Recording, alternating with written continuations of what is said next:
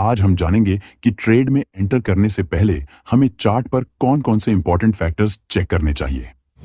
सबसे पहला और सबसे इंपॉर्टेंट फैक्टर है मार्केट स्ट्रक्चर। अगर आप ट्रेड करते हैं और आपको मार्केट स्ट्रक्चर का नॉलेज नहीं है, तो इसका मतलब है कि आप अंधेरे में ट्रेड कर रहे हैं। मतलब बिना किसी क्लियर डायरेक्शन के, बिना ये समझे कि मार्केट कहां जा रहा है। सोचिए, अगर आपको किसी अनजान जगह पर बिना मैप के छोड़ दिया जाए, बिना ये बताया जाए कि आपको कहां जाना है, तो क्या होगा? आप या तो गलत डायरेक्शन में चले जाएंगे या फिर वहीं खड़े रहेंगे। समझ ही नहीं पाएंगे कि क्या करना है। मार्केट में भी यही होता है। अगर आप मार्केट स्ट्रक्चर नहीं समझते, तो या तो आप ट्रेंड के खिलाफ ट्रेड करेंगे जो लॉस दे सकता है, या फिर कंफ्यूज्ड रहेंगे और गलत सिग्नल्स पर ट्रेड ले लेंगे। इसलिए मार्केट स्ट्रक्चर का सही एनालिसिस करना बहुत जरूरी है, ताकि आप ट्रेंड के साथ ट्रेड करें, न कि उसके खिलाफ। वैसे तो मैंने आप लोगों के लिए मार्केट स्ट्रक्चर पर एक डिटेल्ड वीडियो बनाया है, जिसमें मैंने स्टेप बाय स्टेप समझाया है कि मार्केट कैसे मूव करता है। लेकिन फिर भी चलिए एक बार मार्केट स्ट्रक्चर को शॉर्ट में रिवाइज कर लेते हैं कि market up trend, down trend या रेंज में कैसे मूव करता है, ताकि आपको आगे की वीडियो और भी अच्छे से समझ आए। मार्केट स्ट्रक्चर को समझने के लिए हमें सबसे पहले यह देखना होगा कि मार्केट किस फेज में है। मार्केट तीन तरीके से मूव करता है: अपर ट्रेंड, डाउन ट्रेंड और रेंज बाउंड, जिसे हम साइडवेज मार्केट भी कहते हैं। मार्केट स्ट्रक्चर का पहला फेज है अप ट्रेंड। अगर मार्केट लगातार हायर हाइज और हायर लो बना रहा है, तो इसका मतलब है कि मार्केट अप ट्रेंड में है। यानी कि बायर्स मार्केट को कंट्रोल कर रहे हैं और प्राइस ओवरऑल ऊपर जा रहा है, जिसे हम बुलिश मार्केट कहते हैं। बुलिश मार्केट में ट्रेड करने का सबसे बेहतरीन तरीका होता है बाय ऑन डिप्स। यानी जब प्राइस टेम्परेरीली गिरता है, तब एक अच्छी बाइंग अपॉर्चुनिटी ढूंढना। क्योंकि एक स्ट्रॉन्ग अपर ट्रेंड में प्राइस शॉर्ट टर्म करेक्शन के बाद फिर से ऊपर जाने की टेंडेंसी रखता है। इसलिए हमें हमेशा डिप पर बाइंग अपॉर्चुनिटीज ढूंढनी चाहिए, ताकि हमारा ट्रेड ट्रेंड के साथ हो, न कि उसके खिलाफ। इससे न केवल हमारे ट्रेड के सक्सेसफुल होने की प्रोबेबिलिटी बढ़ती है, बल्कि रिस्क भी कंट्रोल में रहता है। मार्केट स्ट्रक्चर का दूसरा फेज है डाउन ट्रेंड। अगर मार्केट लगातार लोअर हाइज और लोअर लो बना रहा है, तो इसका मतलब है कि सेलर्स मार्केट को कंट्रोल कर रहे हैं और प्राइस ओवरऑल डाउन साइड जा रहा है, यानी कि मार्केट बेयरिश है। इस सिचुएशन में सेलिंग प्रेशर बायर्स से ज्यादा होता है और प्राइस के और गिरने की प्रोबेबिलिटी अधिक रहती है। बेयरिश मार्केट में ट्रेड करने का सबसे बेहतरीन तरीका होता है सेल ऑन राइज। यानी जब प्राइस टेम्परेरीली पुल बैक देता है, तब एक अच्छी सेलिंग अपॉर्चुनिटी ढूंढना। क्योंकि एक स्ट्रॉन्ग डाउन ट्रेंड में price short term pull back के बाद फिर से नीचे गिरने की टेंडेंसी रखता है। इसलिए हमें हमेशा पुल बैक पर सेलिंग अपॉर्चुनिटीज ढूंढनी चाहिए, ताकि हमारा ट्रेड ट्रेंड के साथ हो, न कि उसके खिलाफ। इससे न केवल हमारे ट्रेड के सक्सेसफुल होने की प्रोबेबिलिटी बढ़ती है, बल्कि रिस्क भी कंट्रोल में रहता है। मार्केट स्ट्रक्चर का तीसरा फेज होता है साइडवेज या रेंज बाउंड मार्केट। यह एक ऐसा फेज है जिसमें प्राइस एक फिक्स्ड रेंज में मूव करता है, न तो प्रॉपर अपर ट्रेंड में होता है और न ही प्रॉपर डाउन ट्रेंड में। इसका मतलब है कि प्राइस एक रेजिस्टेंस से गिरता है और एक सपोर्ट से वापस ऊपर जाता है। इसलिए ऐसे मार्केट में ट्रेड करने का सबसे कॉमन तरीका होता है बाय एट सपोर्ट और सेल एट रेजिस्टेंस, जब तक प्राइस रेंज के अंदर ही मूव कर रहा हो। लेकिन मैं रिकमेंड करूंगा कि हमें साइडवेज मार्केट में ट्रेडिंग अवॉइड करनी चाहिए, क्योंकि साइडवेज मार्केट में ट्रेडर्स सबसे ज्यादा ट्रैप होते हैं। यहां मार्केट का क्लियर ट्रेंड आइडेंटिफाई करना मुश्किल होता है, जिसकी वजह से लोग रैंडम ट्रेड्स लेने लगते हैं। इसका रिजल्ट यह होता है कि उनका स्टॉप लॉस बार बार हिट होता है और अननेसेसरी लॉस हो सकते हैं।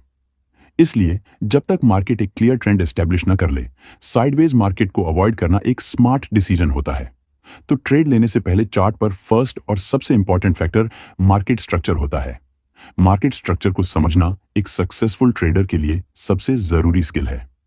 अगर आप मार्केट के ट्रेंड को सही से एनालाइज कर लेते हैं, तो आप बिना कंफ्यूजन के ट्रेंड के साथ ट्रेड कर सकते हैं और अननेसेसरी लॉस से बच सकते हैं।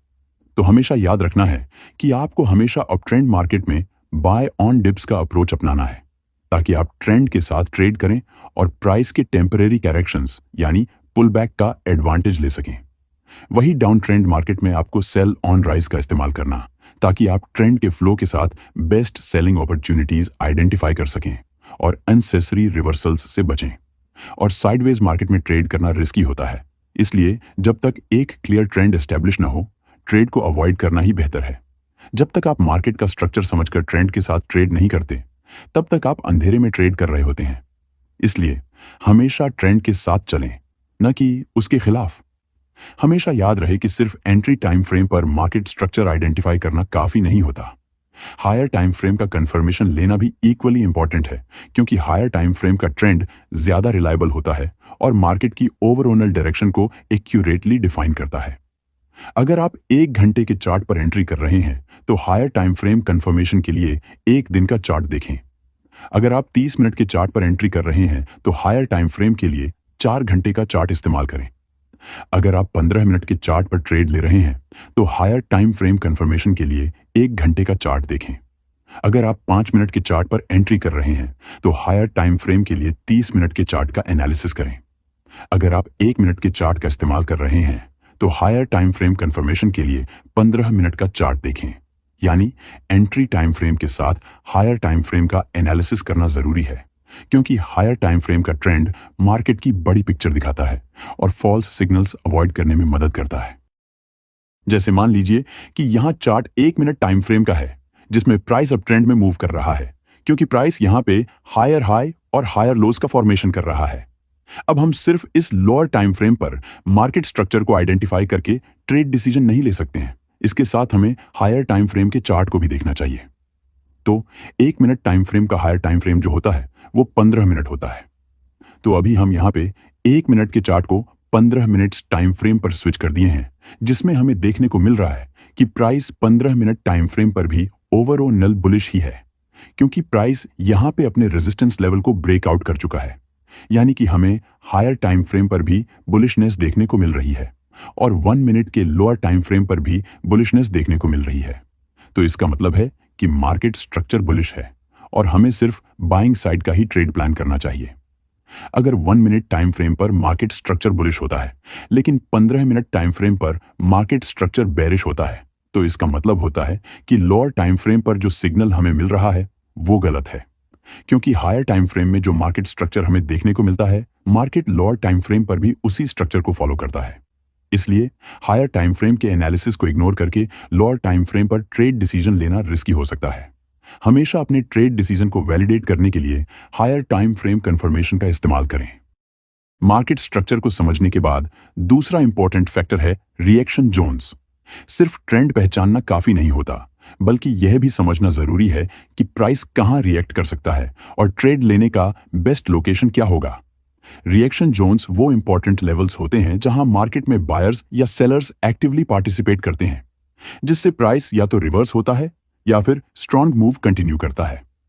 अगर आप बिना रिएक्शन जोन्स पहचाने ट्रेड करेंगे, तो मार्केट आपको फेक ब्रेकआउट्स और अनएक्सपेक्टेड रिवर्सल्स से कंफ्यूज कर सकता है। इसलिए एक स्ट्रॉन्ग ट्रेड सेटअप के लिए रिएक्शन जोन्स को ध्यान से समझना और उनका सही इस्तेमाल करना जरूरी है। फर्स्ट रिएक्शन जोन है सपोर्ट और रेजिस्टेंस लेवल्स। जब मार्केट अप ट्रेंड में होता है, तब सपोर्ट लेवल्स ज्यादा इंपॉर्टेंट हो जाते हैं। अप ट्रेंड में प्राइस कंटिन्यूअसली हायर हाइजेस और हायर लोज बना रहा होता है, और जब प्राइस टेम्परेरीली नीचे सपोर्ट लेवल्स तक आता है, तो बायर्स वहां से प्राइस को ऊपर की तरफ पुश करते हैं, जिससे मार्केट का बुलिश ट्रेंड कंटिन्यू होता है। इसलिए अप ट्रेंड में सपोर्ट लेवल्स को पहचानना जरूरी होता है, जहां आपको बाइंग अपॉर्चुनिटी मिल सकती है जब प्राइस टेम्परेरीली डिप यानी कि पुल बैक कर रहा होता है। और जब मार्केट डाउन ट्रेंड में होता है, तब रेजिस्टेंस लेवल्स ज्यादा क्रिटिकल हो जाते हैं। डाउन ट्रेंड में प्राइस लोअर लोज और लोअर हाइज बना रहा होता है, और जब प्राइस टेम्परेरी पुल बैक देता है और रेजिस्टेंस लेवल्स तक पहुंचता है, तो सेलर्स वहां से प्राइस को नीचे की तरफ पुश करते हैं, जिससे मार्केट का बेरिश ट्रेंड कंटिन्यू होता है। इसलिए डाउनर ट्रेंड में रेजिस्टेंस लेवल्स को पहचानना जरूरी है, जहां आपको सेलिंग अपॉर्चुनिटी मिल सकती है जब प्राइस टेम्परेरी राइज यानी कि पुल बैक कर रहा होता है। दूसरा रिएक्शन जोन है डिमांड और सप्लाई जोन, जिसे हम ऑर्डर ब्लॉक भी कहते हैं। डिमांड जोन अप ट्रेंड में एक ऐसे लेवल को रेफर करता है जहां बायर्स का स्ट्रॉन्ग कंट्रोल होता है। जब मार्केट अप ट्रेंड में होता है, तब प्राइस हायर हाइज और हायर लोज बना रहा होता है। अगर प्राइस टेम्परेरीली नीचे आता है और किसी डिमांड जोन तक पहुंचता है, तो ये एक स्ट्रॉन्ग बाइंग अपॉर्चुनिटी हो सकती है, क्योंकि डिमांड जोन एक एरिया होता है जहां बायर्स ने पहले प्राइस को ऊपर की तरफ पुश किया था। जब प्राइस वापस उस जोन तक पहुंचता है तो बायर्स वहां वापस एक्टिव हो जाते हैं और प्राइस को फिर से ऊपर की तरफ पुश करते हैं। इसलिए जब प्राइस डिमांड जोन तक आता है तो प्राइस का रिवर्स होना या बाउंस होने की प्रोबेबिलिटी होती है। यह लेवल मार्केट में स्ट्रॉन्ग सपोर्ट का काम करता है, जहां प्राइस रिटेस्ट करता है और यहां से ट्रेंड के साथ ट्रेड करना सबसे बेस्ट होता है। इसी तरह से सप्लाई जोन डाउन ट्रेंड में एक ऐसे लेवल को रेफर करता है जहां सेलर्स का स्ट्रॉन्ग कंट्रोल होता है। जब मार्केट डाउन ट्रेंड में होता है तब प्राइस लोअर हाइज और लोअर लोज बना रहा होता है। अगर प्राइस टेम्परेरीली ऊपर पुल बैक देता है और किसी सप्लाई जोन तक पहुंचता है तो यह एक स्ट्रॉन्ग सेलिंग अपॉर्चुनिटी हो सकती है, क्योंकि सप्लाई जोन एक एरिया होता है जहां सेलर्स ने पहले प्राइस को नीचे की तरफ पुश किया था। जब प्राइस वापस उस जोन तक पहुंचता है तो सेलर्स वहां वापस एक्टिव हो जाते हैं और प्राइस को नीचे की तरफ पुश करते हैं। इसलिए जब प्राइस सप्लाई जोन तक पहुंचता है तो प्राइस का रिवर्स होना या फॉल होने की प्रोबेबिलिटी होती है। यह लेवल मार्केट में स्ट्रॉन्ग रेजिस्टेंस का काम करता है, जहां प्राइस रिटेस्ट करता है और यहां से ट्रेंड के साथ ट्रेड करना सबसे बेस्ट होता है। तीसरा रिएक्शन जोन है fair value gap. Fair value gap का कॉन्सेप्ट मार्केट में प्राइस के डिस्प्लेसमेंट को रेफर करता है, जहां प्राइस एक स्ट्रॉन्ग मूव के दौरान किसी एरिया में इस तरह से गैप क्रिएट करता है जहां प्रीवियस कैंडल्स में कोई प्राइस एक्शन नहीं होता। ये गैप्स मार्केट में इनएफिशिएंसीज को इंडिकेट करते हैं और जब प्राइस वापस इन गैप्स को फील करने के लिए आता है तब वहां से प्राइस का रिवर्सल हो सकता है। जब मार्केट अप ट्रेंड में होता है और प्राइस एक स्ट्रॉन्ग बुलिश मूव के दौरान फेयर वैल्यू गैप क्रिएट करता है तो प्राइस जब वापस उस गैप को फील करने के लिए आता है तो ये लेवल सपोर्ट की तरह काम करता है, क्योंकि अप ट्रेंड में प्राइस जब फेयर वैल्यू गैप तक वापस आता है तो बायर्स वहां वापस एक्टिव हो जाते हैं, क्योंकि ये वही लेवल होता है जहां उन्होंने पहले प्राइस को ऊपर की तरफ पुश किया था। इसलिए fair value gap up trend में एक डिमांड जोन जैसा काम करता है, जहां प्राइस को बाउंस होने की हाई प्रोबेबिलिटी रहती है। जैसे ही प्राइस गैप को मिटिगेट करता है, यहां से प्राइस अपसाइड मूव करने लगता है और ट्रेंड के साथ कंटिन्यू करता है।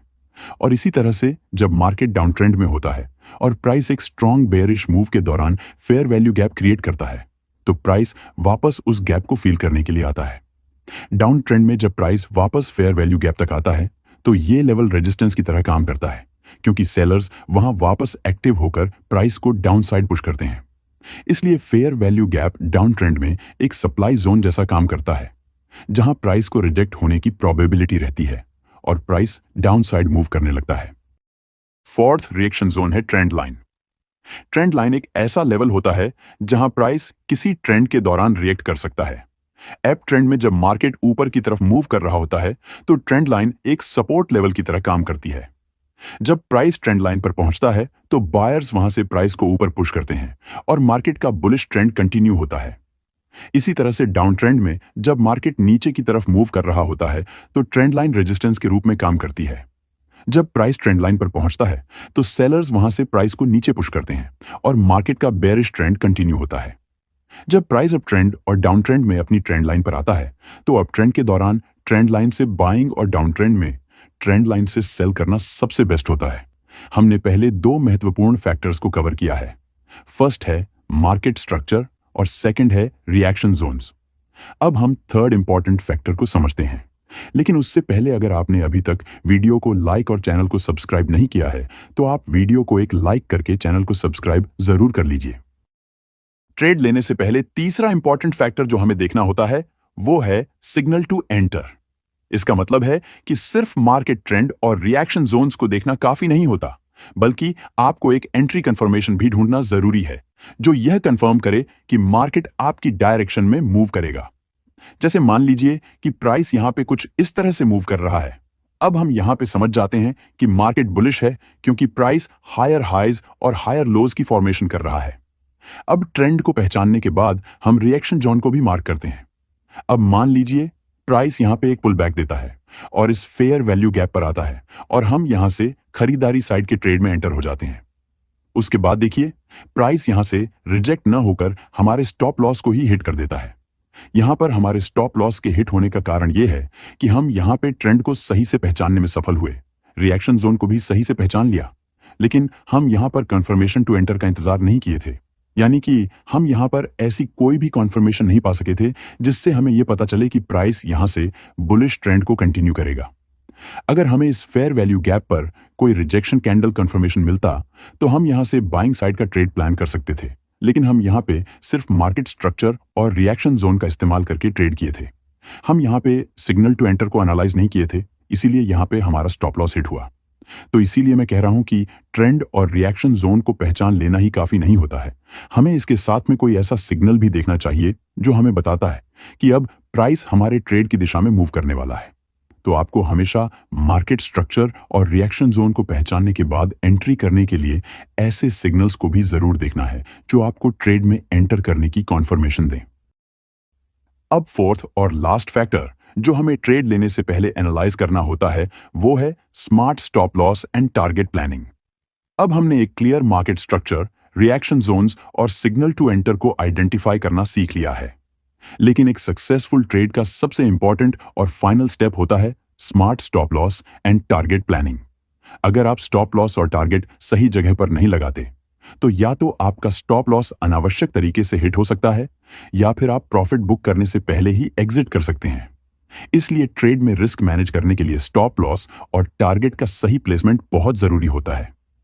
एक स्टॉप लॉस को सही तब माना जाता है जब स्टॉप लॉस को रिएक्शन जोन के पीछे लगाया जाता है, न कि बस एक रैंडम प्राइस पॉइंट पर। अगर आप सपोर्ट लेवल से बाइंग कर रहे हैं तो स्टॉप लॉस हमेशा सपोर्ट लेवल से नीचे लगाना चाहिए, और अगर आप रेजिस्टेंस लेवल से सेल कर रहे हैं तो आपका स्टॉप लॉस रेजिस्टेंस लेवल के ऊपर होना चाहिए।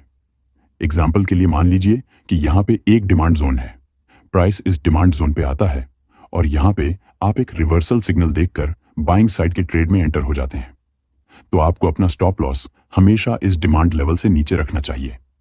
डिमांड जोन से बाइंग के दौरान हमें हमारे स्टॉप लॉस को डिमांड जोन के नीचे रखने का सबसे अच्छा बेनिफिट यह होता है कि डिमांड जोन जो होता है वो प्राइस को नीचे आने से रोकता है, लेकिन फिर भी अगर प्राइस डिमांड को ब्रेक डाउन करके नीचे आ जाता है और डिमांड जोन के नीचे लगे हमारे स्टॉप लॉस को हिट कर देता है तो इसका मतलब है कि अब बायर्स कमजोर हो चुके हैं।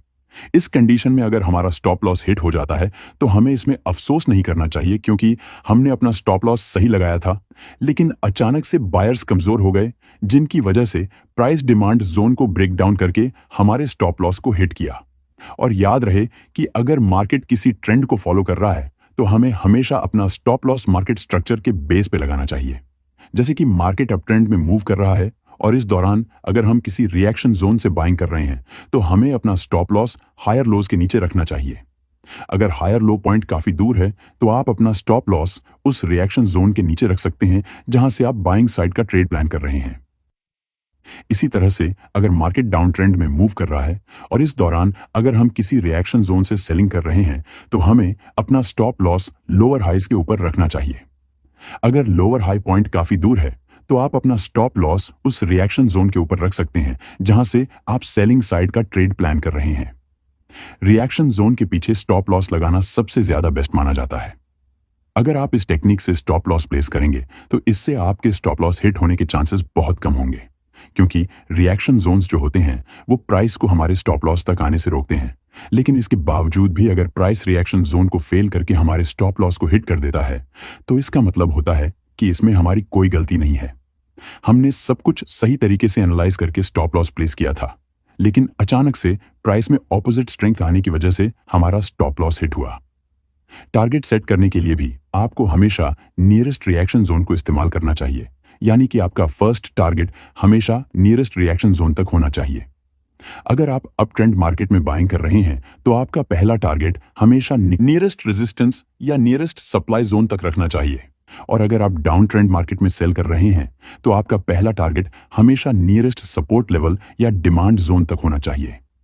अगर आपका फर्स्ट टारगेट हिट हो जाता है और इसके बाद भी मार्केट में स्ट्रेंथ देखने को मिलता है तो आप हाफ पोजीशन को एग्जिट करके बाकी पोजीशन को ट्रेलिंग कर सकते हैं।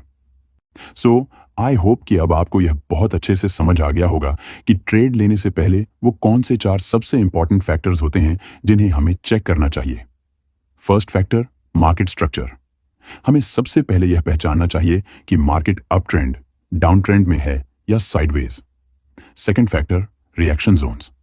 मार्केट स्ट्रक्चर के बाद हमें रिएक्शन जोन्स जैसे सपोर्ट, रेजिस्टेंस, सप्लाई, डिमांड आदि को देखना चाहिए जहां से हम बाइंग या सेलिंग ट्रेड प्लान कर सकें।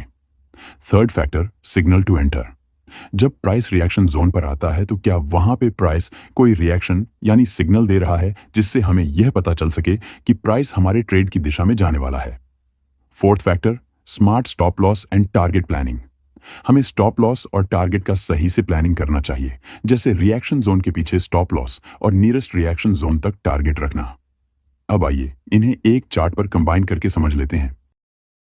जैसा कि आप इस चार्ट पर देख सकते हैं कि प्राइस कुछ इस तरह से मूव कर रहा है, तो यहां सबसे पहले हमें मार्केट स्ट्रक्चर को पहचानना है।